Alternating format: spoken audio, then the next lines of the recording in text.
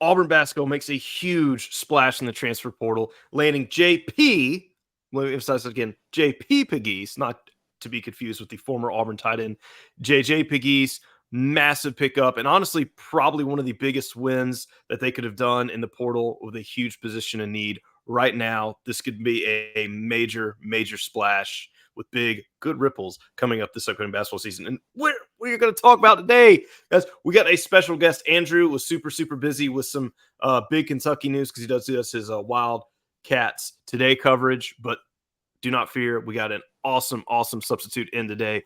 Brought the one, the only Michael Floyd, Auburn superfan number 2. Want to welcome him to the show today. And obviously, I don't think there's any better person to talk about some hype than JJ Pegues. So we're just going to ask you, where were you and what did you do when you got that news came up that he officially committed to the Tigers? Because it had been a little bit of hype, but Auburn's had some letdown before, but it feels awesome to have that hype and actually come through. Right. Awesome. It was awesome indeed. And first of all, thank you and Auburn Daily for allowing me this platform to talk about a great institution that I love so much. So to the contrary, I was literally in the shower when the news broke. And I was in the shower. And then, and when I'm in the shower, I don't rush. I just take my time. Cause the shower is where I do my meditating for the day, my just relaxation before I get ready for the day. Because I love just taking morning showers. So I get out the shower, and then once I get all dressed up, I leave the shower and I check my phone, and I got the notification that 17 minutes ago, JP Pegues has committed to play basketball at Auburn University. And I'm like, out of all times of the day you could have done this, you did it while I was in the shower, so I couldn't initially react to it. But obviously, I just let out a big boom because what a huge addition to this roster. Obviously, you're losing Aden Holloway, you're losing Trey Donaldson, Katie Johnson, but adding JP Pegues is a huge boost for the Tigers, no matter what position he plays. And Auburn fans will love him very well because he's the guy that slayed the double dribbling Virginia Cavaliers last year's tournament when Furman defeated Virginia, that 4-13 matchup, which we were a victim of this year. Yeah. But looking forward to having him on the campus and playing basketball at Neville Arena. Well, no, that brings up a huge point, and I think that is that's just a match made in heaven right there. Auburn has just been chomping at the bit to get this revenge game on Virginia. When they had the ACC SEC matchup, I don't know what decision maker there missed that golden opportunity and gave Auburn Virginia Tech rather than Virginia. That place would have been, I couldn't imagine what the ticket prices would have been for that game, just to see Auburn just put the stomp down on Virginia at home. I mean, that would have been a dream come true to be at that game. Right. Just a lot of pent up anger there, but regardless, we could say it now, our guy, JP Pegues, he gave us a little bit of that revenge before we even knew that he was going to be an Auburn Tiger. Like I said, match made in heaven. That clip is circulating around online for any of those that haven't seen it. It was an awesome just buzzer beater shot to put them up to beat Virginia, which, seeing Virginia lose in the tournament, rightfully so for any Auburn fan, just brings you a little bit of joy, and will for me for quite some time. So love seeing that. But I want to go over some stats here. So I think we're almost done. I mean, I would say almost at least 99% of guys, at least after this year, we don't have to deal with COVID years unless somebody took like a red shirt and an injury, which probably is not going to be too many. So now when it says a senior or it says a junior, that's actually what they are. There's no more like, do they have COVID years left or anything like that? Right. Katie Johnson is the last of that. So his freshman year was in 21-22 season.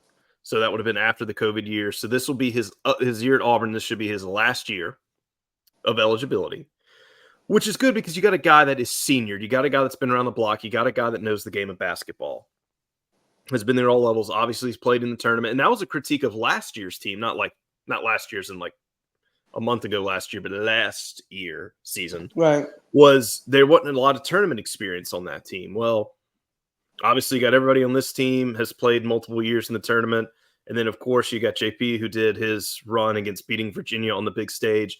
So big things there. So his freshman year, averaged about 12 minutes. And then sophomore and junior year, he was over 30 minutes both years. Guy puts up insane stats. This past season, he was 87.5% from free throw, 36 from three, 42% from the field, and averaged 18.4 points, 4.8 assists, 4.3 rebounds, 1.2 steals. And like I said, that's playing around 34 minutes. Huge get for the Tigers. 18.4 points, was 64th in the nation according to ESPN. 6'1" junior, 185 pounds. I think this is going to be a guy that's going to bolster it. I think you're going to see probably a much larger split than around that probably 50, 60, 40 split that you'd been seeing at point guard this past season. I would not be shocked if you see JP get a majority of those minutes. I'd say between probably 28 and 30, splitting it maybe 12, 13 to 10 with whoever they get to come as a backup. And I think your ideal situation here is you get a guy that's a younger point guard from either a smaller mid-major, JUCO ranks, maybe somebody that was buried on the depth chart in another team, and just kind of say, okay, you're still going to get your minutes. We're really bolstering you up to be the guy next year.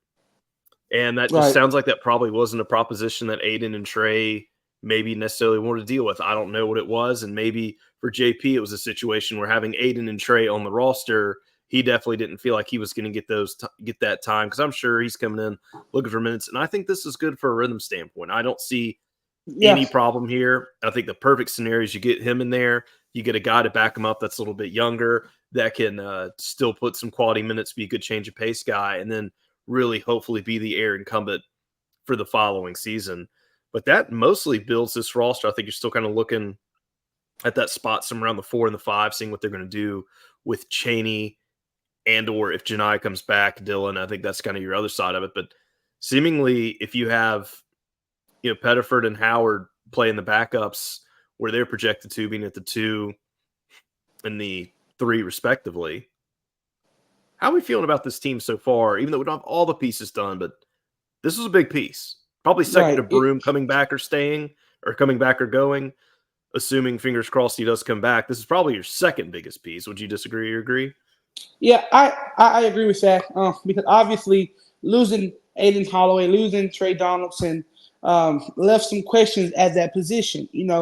I know a lot of people on social media was asking, well, will Denver pick up some minutes right there? There were times this past season where we saw Denver, run that point guard position when Aden or Tre wasn't on the floor, or with Aden off the floor, Tre running a different position, but Denver running that point guard spot. Obviously, I think I'm under the impression that you would see that again, where Denver gets a little bit of minutes at that point guard position for the entirety of the game, maybe not. And hopefully that's where Mr. Pegues comes in and fills that void left here for Auburn. But obviously, and something else to look at, this is going to be probably one of the most, probably outside of Arkansas, because Arkansas has to dominate the portal because they have no roster. But Auburn might be one of the most veteran teams, not only in the SEC, but in the entire country next year. Just looking at the starting 5 could all be seniors. Now, in the moment, that is great. Obviously, we'll address the season after that. So the 2025-26 season, I think we'll address that when time comes to address that, because there'll be a lot of turnover. But look, going into this upcoming season of 24-25, you're looking at a very veteran roster, and that proves that, hey, these veteran teams have went to Final Fours. I mean, look at UConn. I mean, look at Purdue. Look at NC State. NC State had a pretty veteran roster this year. So these teams, and that's the only, and that was the only 3. Yeah, there was only 3 good teams in the Final Four. Right, exactly. Mm-hmm. So a veteran roster is a good thing, especially in the new landscape of things. And also, let's not forget, majority of these pieces are back, contended, and won an SEC tournament title. So I think Coach Bruce Pearl has the pieces right now. Obviously, go in the portal, get some more as he so chooses. But I think the next position, the next player, or the next focus is on Janai Broom.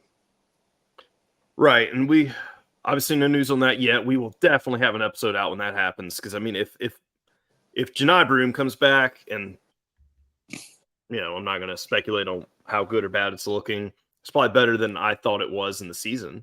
I thought he was for sure gone, but if things go out with the G League going and some NIL things going the right way and just whatever happens, like I think NIL could be a big factor there. And Broom, if he does come back, Janai Broom will be one of the biggest, highest profile players in the country. Right. Just all eyes will be on him. He will be that guy, assuming he continues the pace that he has had and set the both years he's been at Auburn. I mean, he'll be the guy that people are talking about.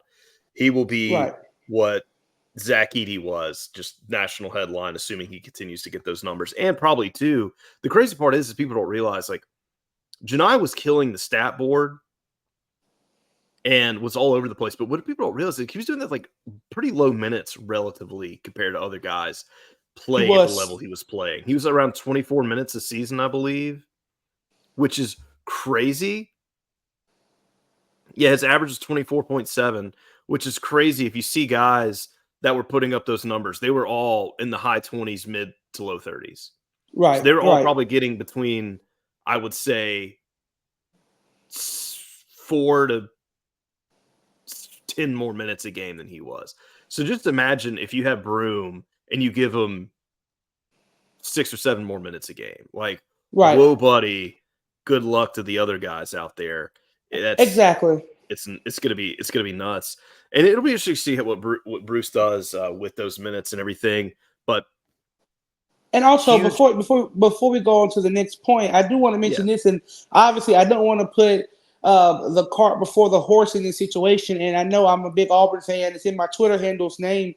But I mean this in all seriousness, and I mean this if you look at the SEC and what the SEC has returning and leaving.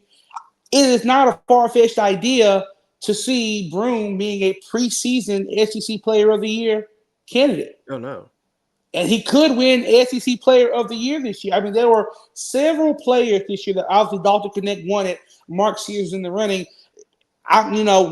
We don't discuss Alabama here, but I don't know whether his future is decided or not. Mark Sears could be in that Player of the Year conversation if he so chooses to come back. But if Janai Broom comes back for Auburn, he should be a preseason contender for not even SEC, but Player of the Year, Naismith's Player of the Year as well. Absolutely. And I think with the more minutes and all the other things around him, it's obviously, God willing, everybody stays healthy. That would be, I don't think any of that's an accurate thing. So before we move on to the last segment, I do want to kind of mention one little thing with the portal, because obviously we have JP Pegues because Tre and Aden transferred. There was a lot of debate and wonder about kind of who was going to do what and how that would shake out. I think Tre was the bigger surprise of those two. And, on record here, excuse me, on record here, we obviously support all the guys and whatever decision is best for them. I don't like, and sometimes with these conversations can kind of lead to be slanderous and bitter. And we don't have any of that. It's a high road deal. They're not doing that. We're not going to do that. And we wish them nothing but the best. But you have KD, Aden, and Tre gone. Interesting that none of them, as we're recording, have announced a destination yet, especially KD, considering he's been in there the longest. So, I mean, in theory, the guys could come back. I mean, so they haven't announced a destination. I don't think that's going to happen, but it is still a possibility. But I think Tre had a couple crystal balls to Michigan. I'm not sure. I heard that too. I think that came from, I don't want to get the site wrong, maybe to a 247 writer had put in a crystal ball to him to Michigan. Has he visited Michigan? I'm not sure. But I did remember seeing that. So that'll be interesting to monitor as well. Yeah, I don't want to see any of the guys go to the SEC just because, kind of like with Flanagan, like you never want to play against them. But that does kind of bring up an interesting point there, because Auburn, from a transfer portal within the Bruce years, hasn't really had a player fall up outside of Davion Mitchell, which, as folks will remember, he was on that the 2017-18 team. Did pretty well when he got in there. Then, of course, ends up going to Baylor and just absolutely balled out for them on their big run. Right. So, that's always painful to see. But everybody else that has transferred or left early, not granted outside of going to the NBA, has done fine. But I hate to kind of say it this way, but like Auburn was probably the peak of their career in college. So we haven't really been burned with that, because we're like, what if Aden goes somewhere and is like really, really good? That'll stink, of course, but I think just with the nature of the portal and just the nature of how high Auburn has risen the bar of talent they get, like it's going to happen eventually. So we have to rip the Band-Aid and just accept the fact that 1, 2, both, or I guess all three, if you factor in KD, could go out there and just potentially ball out somewhere. And hopefully it's in a conference, so they don't have to play Auburn and we can cheer from afar. And if they do have to play Auburn, then guess what? It's game on. Just kind of like what happened with when Auburn played Ole Miss. Like, as much hate to say it with Flanagan, like, look, like, those game minutes, like you're on the other team, fam. We're gonna boo you. We're gonna give you some crap. And I'll tell you what, you remember you were there. They did not let Flanagan have an easy ride with it at all. But I want to jump to our next subject here, and that's going to be some big. Oh, do you have something else? Oh no, go ahead. Oh, okay. So I want to go to our next subject here, and that's going to be moves in the SEC. So we kind of know what Auburn's getting. Not all the pieces are there, but this was a big piece. We're feeling good about it. But what kind of affects what's going to happen next year as well, some other moves. And usually I don't like to spend too much time talking about other teams, but I think the monumental impact of this can be really big for just how it shakes out with the SEC, kind of where Auburn's position is in the SEC. And of course, that's what's going on with Kentucky. And before we get too far into that, I do want to give a quick ad read here because we saw the news last night that Kentucky had officially hired Mark Pope. And to put it lightly, the fan base had an absolute meltdown, and they need to go to a place called the Opelika and or Birmingham Rage Room, depending on whichever was closer for Big Blue Nation. And let me tell you what, that would have been perfect for them with how upset these fans were, tweeting through it, going through all the emotions. Yeah, they needed to go get a big table to break stuff. And guess what? It's not anywhere near them, but for the folks listening to the show, you're probably close to the Auburn, Opelika, and or greater Birmingham area. Go check them out. Opelika Rage Room, Birmingham Rage Room. Go to the respective website, social media. Get a big table full of stuff. Bring your friends, bring your coworkers, bring your significant others, whoever's. Go by yourself if you want to. It doesn't matter. Break a big table of stuff. If you are a Kentucky fan and you're upset about this hire, it's perfect for you. If you're in the area, go do it. Tell them the Auburn Daily Show sent you. They will get you an extra bucket worth of stuff. Maybe some bottles, plates, glasses, whatever. It'll be a blast. Tons of fun. We'll thank them for sponsoring the show. Like I said, Auburn, Opelika area. Go check them out. Same deal for my folks in Birmingham. But yes, absolute meltdown. So I kind of started the show. Where were you in the JP Pegues news it hit? Were you in the shower for the Mark Pope news? I was, Auburn is playing, ironically, Auburn is playing Kentucky in baseball here on the Plains. So when that news broke, I was at Plainsman Park when that news broke. And I just remember sitting there with like, okay, this search has had a little bit of everything on it. It had a little bit of Hurley. It had a little bit of Donovan. It had a little bit of Drew. And then ended with Pope. What a roller coaster that was. Obviously, not only the eyes of the country, but the eyes of the SEC was on Kentucky because obviously if Kentucky found that guy, and I'm not here to make a prediction of how good or bad Coach Pope will be, but if he comes in, I mean, all the schools in the SEC are watching and seeing what how does this affect their program? Because let's be honest, with next basketball season, there is no longer the same 14 teams. You're adding Texas, you're adding Oklahoma to the mix. So now you're adding the coach at Texas, which I think is Rodney Terry, if I'm not mistaken, and then the coach at Oklahoma, Porter Moser. It is just going to be a crowded conference next year. And then obviously you have John Calipari at Arkansas. So, I mean, how does all this affect Arkansas? How does Arkansas affect the rest of the SEC?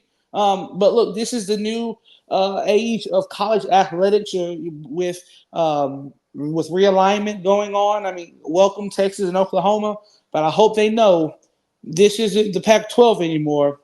It's the SEC. And it really does just mean more.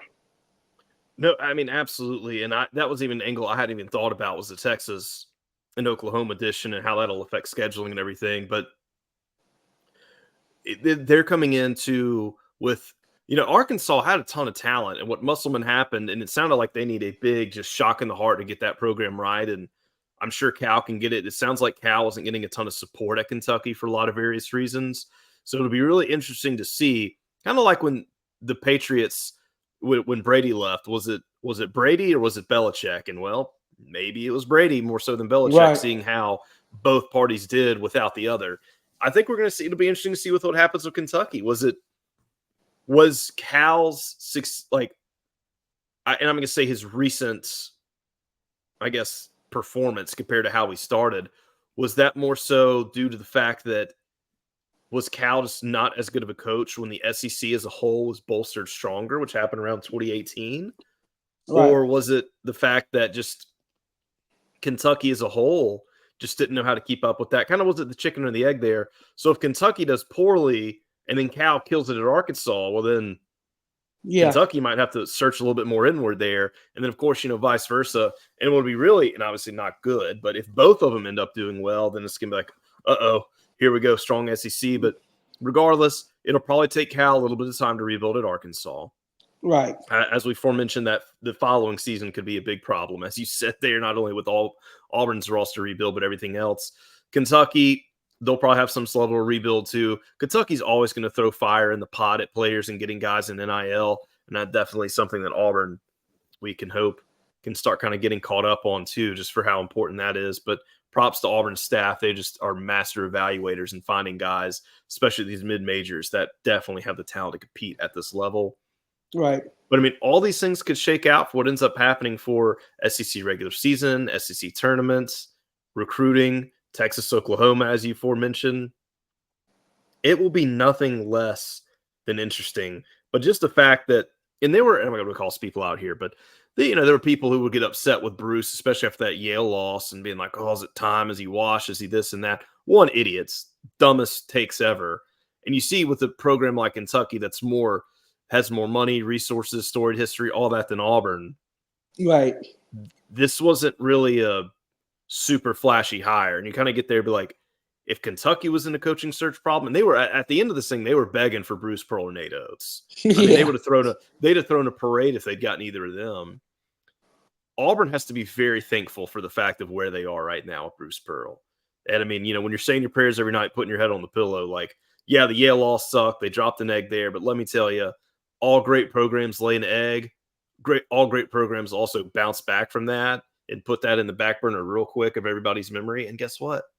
Auburn's in a really good position to do that as well. So they'll have a really interesting layout of the land for next year in the SEC, because we don't know what that could mean for Kentucky and Arkansas. And if they're both in a little bit of a slump and Auburn's got this big roster, they get a few more pieces, Broom comes back, we're feeling pretty good about next season, are we not? Yeah, and we are. And if you look at the history of SEC basketball, there was a long period of time, and I mean a very long period of time, to where Kentucky won the regular season and they won the SEC tournament. Kentucky hasn't won neither in quite some time. LSU has, Tennessee has, Alabama has, and Auburn has.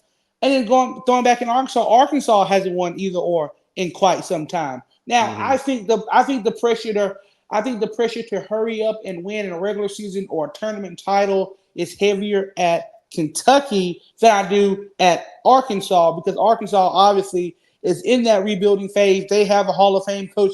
Kentucky, to me, I think Kentucky wants results and they want them right away, and they have the right to do that because they are a blue blood. So is Auburn. But we're not here to talk about all that today. But I'm just saying, it is just going to be very impressive to see both of these teams in the future and how they shape up the SEC, because you have teams like Alabama and Auburn who have been great in the past 5 years, and they show no signs of digressing anytime soon. Right, yeah. I mean, the SEC as a whole is so competitive, which makes it more – there's less have-nots now than there were. Right. So now for the teams that are used to that really, honestly, Kentucky, perfect example, just took that completely for granted, are just getting embarrassed in their own conference, where for them it was just a doormat. And when everybody's laughing at you and get this internal pressure, you're almost going to have to reevaluate and just be like, this used to just be our layup. Like, it was just an understood this would happen. And now I think Kentucky hasn't had an SEC tournament win, or maybe they had one SEC tournament win in the last 4 or 5 years. I mean, it's embarrassing, their performance there. And then they try to shrug it off. Oh, well, we don't care about that. It's all about March for us. Well, then look what they've done in recent years in the tournament as well. So then it's like, you really got to woof. And you kind of mentioned what was going on with Arkansas. So you're going to have these programs that are going to start to clamor with, oh, we got to get this right. wow, look what Auburn and Alabama are doing, which Right. were the last two SEC teams to make a Final Four. Now, honestly, if you lose in the Final Four by double digits, were you ever really in the Final Four? I don't think so. I mean, I personally would not hang a banner for that. I'm gonna laugh if I see that banner like, wow, got blown about UConn. I don't know if I'd hang it up personally. I mean, if you should have won the Final Four and or championship and really got screwed over by the refs and had to deal with an unfortunate player injury at Chuma Okeke before, and you weren't even at full steam and you were still the better team. I'm just saying, like it's apples to oranges, but some people won't see it that way, which is sad that it's just so clear. But yeah, the SEC as a whole, it's going to be really interesting. I think it's going to be great for the sport of college basketball. I'm excited for the ride, not only for this season, but all the up and coming deals. It's really fun to see other teams across the conference like really starting to take basketball seriously is the wrong word, but like just more people getting into it and just the growth of it at this level in the conference and just how exciting it is, because it just makes and you were at every single one of them, every single home game and a lot of those away games just so much more exciting, and just how fun that atmosphere is. Looking forward to it, and looking forward to updating us more on any more roster moves. And that's going to conclude us for this episode. Big moves there. Happy to see it. Glad to see this staff is taking the challenge and running with it and getting this team soon to be very competitive for this upcoming season. I want to thank Michael Floyd, pointed the wrong way, Michael Floyd, for jumping on with us today. Just to close us out, tell everybody where they can find you, check you out, and you didn't have a straw hat today, though. I didn't have a straw hat.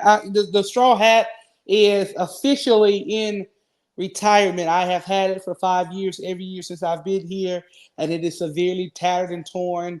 And it got me through I didn't go to Spokane, but I did go to Nashville for the SEC tournament. I was there. It was awful. So it got me through the SEC tournament in Nashville. And once we lost to in Spokane in the first round, it was time to retire. The old tattered and torn straw hat has been very faithful to me. But I am on every social media platform: Facebook, Instagram, Twitter. Twitter or X, and Instagram is Michael Floyd _AU. Michael Floyd _AU. On Facebook, it's Michael Floyd. It's a picture of me, handsome, ugly, however you want to call me. This is a picture of all of this right here on Facebook. Thank you so much for having me on the Auburn Daily Podcast. Yeah, and I'll just say, I do remember you in Nashville. You were screaming. What game was it? The Florida game when they had the start of the half 6-0 with the foul differential. Yes. Yeah, if you're close up, or maybe just get a TV mic, you will hear Floyd screaming at refs. That is you can't miss that, because if there's a bad foul call, you. Oh, I'm on it. I'm on it. I'm on it all day, every day. Your voice carries above all others there. So, but yeah, thank you so much for jumping on the show with us today to help us talk about it, guys. Check out the show on YouTube, of course, if you're watching it here. If you're not, check it out on podcast, Auburn Daily. Check out everything on auburndaily.com that the awesome staff is putting out there. You can pretty much find them on any social media platform on the website. All the things, like, subscribe, do all that. Well, thank you guys for tuning in. Thank Floyd for jumping on with us. And guys, we'll be back at you very soon with a lot more updates coming, and they'll be rolling out, and we will be on top of covering it. Have a